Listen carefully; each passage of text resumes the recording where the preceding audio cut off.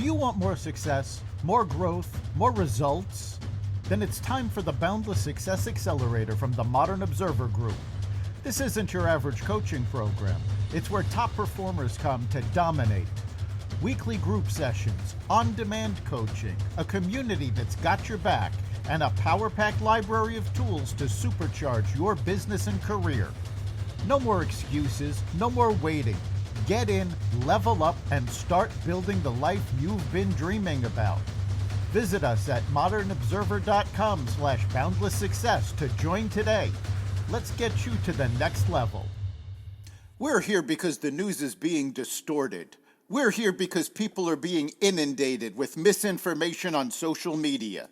We're here because people are being judged guilty until proven innocent. We are fighting back with facts. This is not a safe zone, so buckle up, Buttercup. This is the raw, naked truth.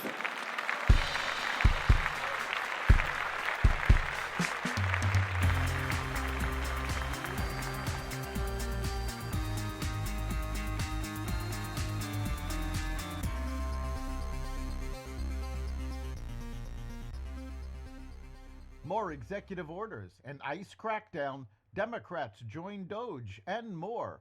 Welcome to the Raw Naked Truth. I'm your host, Eric Lopkin, and here's the news you need to know. Over a dozen victims of the Pacific Palisades fire are suing a Los Angeles public utility company for failures they say contributed to the fire's devastation. The lawsuit, filed last week on behalf of community residents and a pizzeria owner, accused the Los Angeles Department of Water and Power of being unprepared for the Palisades fire and allowing a critical water supply to remain dry before the inferno that lawyers said was the worst natural disaster in the history of the city of Los Angeles, according to court documents. The water supply system servicing Pacific Palisades failed miserably, leaving residents and firefighters with little to no water to fight the blaze. Roger Bell, an attorney representing one of the Palisades fire survivors and whose own family lost their home to wildfire in 2020, said in a statement. Democrats have named their members to serve on the House Oversight Subcommittee for the Department of Government Efficiency, also known as DOGE, and warned they will fight back against cuts to critical federal programs. The newly minted agency, a key promise of President Donald Trump's re-election campaign, is tasked with slashing government waste and providing increased transparency when it comes to government spending. It was created via executive order on Monday. Representative Melanie Stansberg of New Mexico announced on X Tuesday that she will serve as the ranking member. The flurry of executive orders continues. President Trump signed an executive order rescinding Biden-era restrictions on oil drilling in the Arctic Ocean and Bering Sea and will further encourage oil development in Alaska.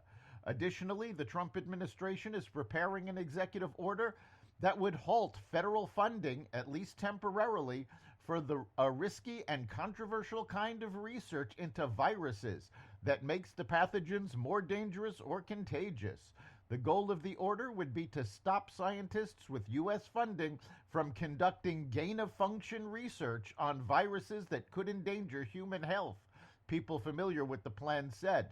Some viruses, such as H5N1 bird flu pathogen, might be exempt from the order, one of the people said. The order hasn't been finalized and its specifics are a work in progress, but gain-of-function research is suspected to have caused the COVID-19 pandemic. Immigration and Customs Enforcement in the first days of the Trump administration has made more than 460 arrests of illegal immigrants between midnight January 21st and 9 a.m. January 22nd, a 33-hour period. ICE enforcement and removal operations arrested more than 460 illegal immigrants that include criminal histories of sexual assault, robbery, burglary, aggravated assault, drugs and weapons offenses, resisting arrest, and domestic violence.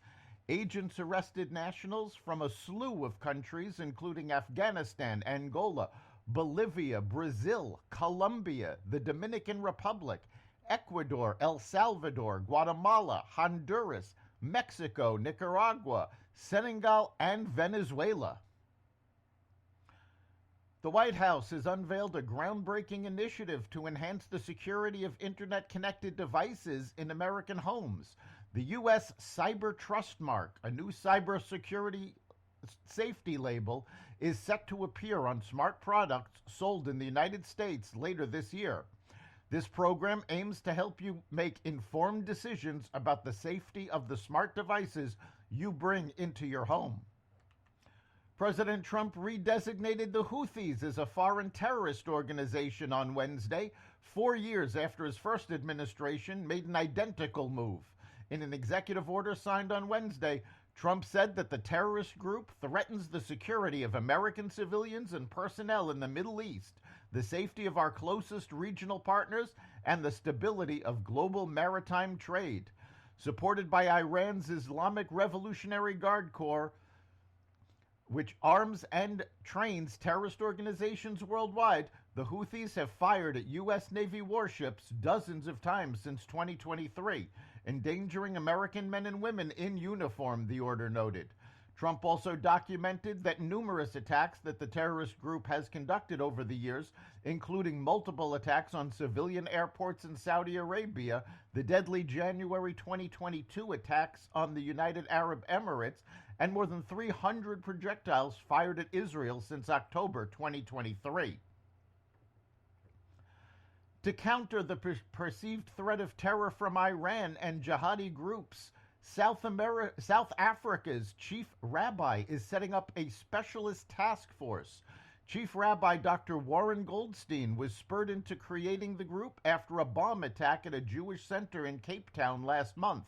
An improvised explosive device was thrown at the Samson Community Center but failed to detonate. The center is home to several South African Jewish organizations. The Counter-Terror Task Force will make recommendations to protect places of worship, schools, and community centers. South Africa's Jewish community, like other Jewish communities globally, faces heightened risk of terror attacks, Goldstein stated. The Iranian regime is the world's chief exponent of state-sponsored terror and have made it their strategy to target Jewish communities worldwide. With this in mind, the findings of the task force will be applied not just in South Africa, but globally. That's the Raw Naked Truth. You can catch every episode of the Raw Naked Truth at xvadio.com, the Apple Podcast app, YouTube, Rumble, Spotify, iHeartRadio, Audible, Amazon Music, and other platforms that respect freedom of speech. We'll see you next time.